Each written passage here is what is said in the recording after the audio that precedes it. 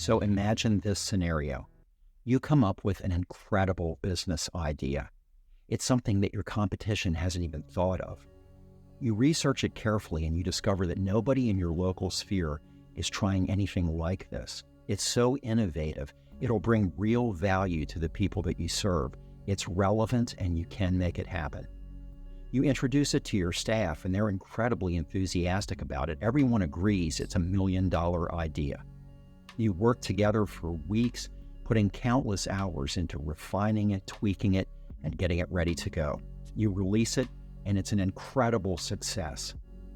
But a month or so in, you begin to discover that other things in your business suddenly seem like they're no longer working quite as well as they once did. How in the world does that even happen? Hi, I'm Mark from Valor XL. Thanks for joining me. Today I'd like to talk to you about this phenomenon. It's something that does occur in larger businesses, but I think it's especially noticeable in a smaller business. When you have a larger business with more revenue and a larger staff, it's easier to compensate when something like this begins to happen. But in small businesses, when we embrace something new, sometimes we start neglecting the old, and it never really works to our advantage. The important thing to keep in mind is that we need to understand whatever this new thing is in its fullest. We have to look at how it will impact what we're already doing. Now, whatever you develop will have some influence on the rest of your business operations. Whether you're introducing a new service, a new product, or a new program, everything you were already doing will somehow have to morph. It will have to adapt and adjust to accommodate all that's required to support this new item, whatever that may be. And that's where you really need to have a very special focus, because if you don't, you're setting yourself up for failure. Now, what I'm talking about here can be summed up as regression testing your small business. Now, regression testing, in its true definition, comes from the software development world. Whenever you have something being done to an existing software, whether it's making some sort of an addition or improvement, or modifying something to fix a bug, you always have to perform regression testing. That's basically ensuring that whatever new changes were made didn't somehow inadvertently affect what was already there functioning just fine. If you regression test your business, you're verifying that whatever this great new idea is that you're embracing isn't somehow compromising the integrity of the business structure that you already had into place.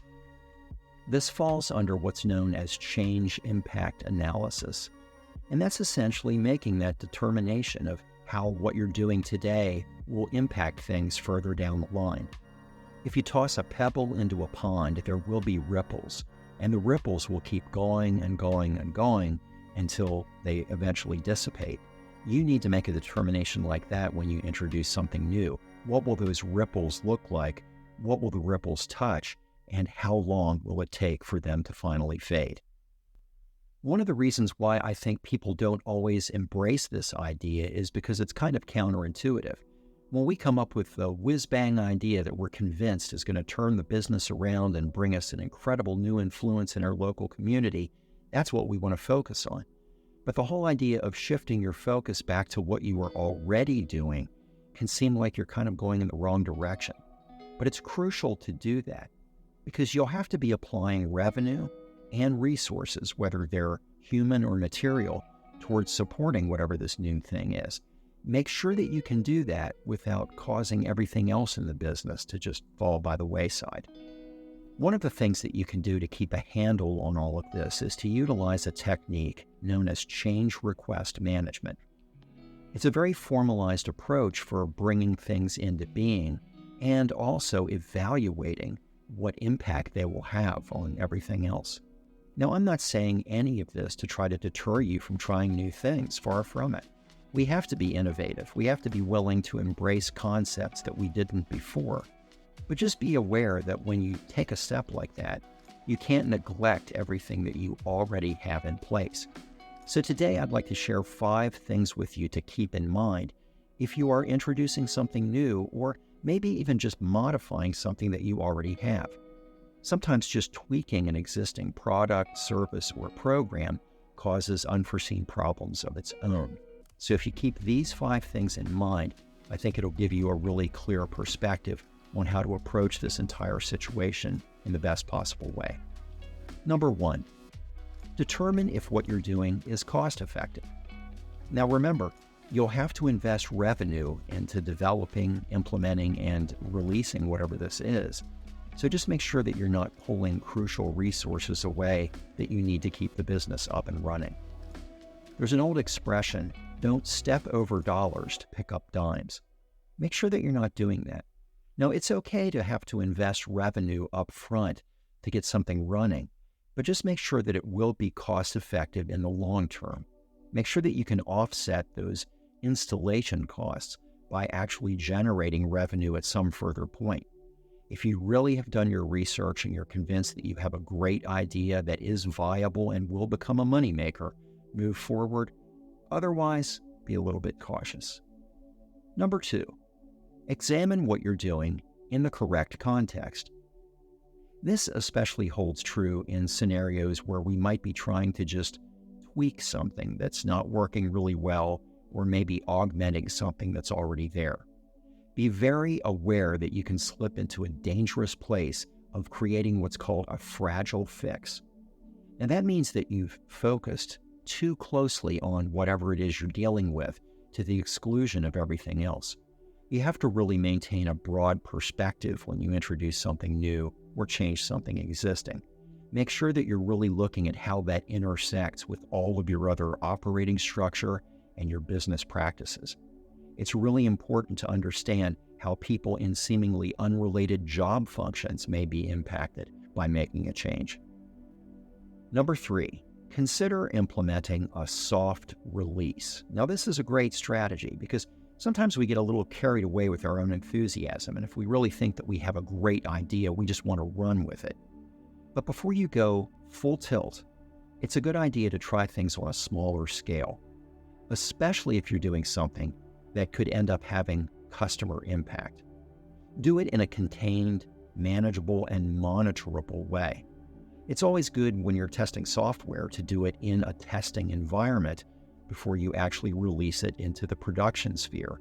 And the same holds true with whatever you're developing in your business.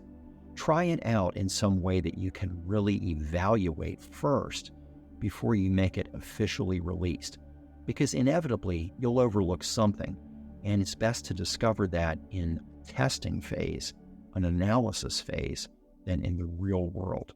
Number 4, establish realistic expectations. Now, this is a crucial one, and it really comes down to making sure that you don't bite off more than you can chew. Don't overextend yourself just to create something new. If you do, you could wind up in the unenviable situation of overpromising and under-delivering, and nothing will make you look more foolish as a business. It's crucial that you really figure out how to balance everything. Definitely do something new, but ensure that the old is coming along for the ride and that you're still providing consistent service throughout all the different facets of the organization. This can be a tough balance, but it really is one you need to give a lot of careful thought to. Otherwise, things will come out of equilibrium and you'll wind up seeing that one aspect of your business is emphasized to the detriment of another. And finally, number 5, be willing to make adjustments. Nobody's perfect, and even if you think you've thought everything through, you probably don't really understand all the nuts and bolts of what you're doing, and that's okay. But look at it from this perspective. Whatever you're introducing may have external impact on customers, or it may have internal impact on your staff. It's really important to understand how those people are being affected. So if you're doing something that's customer-facing, maybe utilize surveys to get their take on the new product, service, or program. Is it everything that you thought it could and should be, or does it leave a little bit to be desired? On an internal level, conduct staff meetings to determine how people are being affected. Are you negatively impacting people's job performance just to support the new thing? Are you introducing new anxieties into people to try to keep something going and bring something new on? It's really important to get that kind of feedback because your team will want to support what you're doing, but make sure that all the expectations that you've set really are grounded in reality and can be sustained. I hope that everything we shared today has helped to give you a better perspective on how to manage change in your organization. And one cautionary note, no matter how great your idea is, never think that that one thing will end up being the cornerstone of your business. Your business can never rely on one thing. It has to rely on many things that you do well. It's that overall organizational consistency that will really build the integrity of your business and show people the value of becoming a customer of yours. If today's episode was helpful for you, would you please give it a like, and in the comments below, let me know what have your experiences been when you introduce some new item in your business structure. I'd also like to mention this to you. If you don't even think in these terms, if you're just mired in the problems you're dealing with, that can be a terrible place to find yourself. You'll never want to innovate if you can't even seem to fix what's broken now. If that describes you, please click on the link in the description below this video to download a free PDF called Taking Your Organization's Temperature. It'll give you a real insight into the problems that you might be facing right now so that you can identify them and take steps toward correcting them in the future. I'd also like to invite you to subscribe to Valor XL. We publish new content on a regular basis, and we tailor all of it for small businesses to really help them thrive. I appreciate you joining me today. I invite you to come back for our next installment. Remember, at Valor XL, we're committed to helping you do smart work. Thanks a lot. I'll see you again next time, and until then, goodbye for now.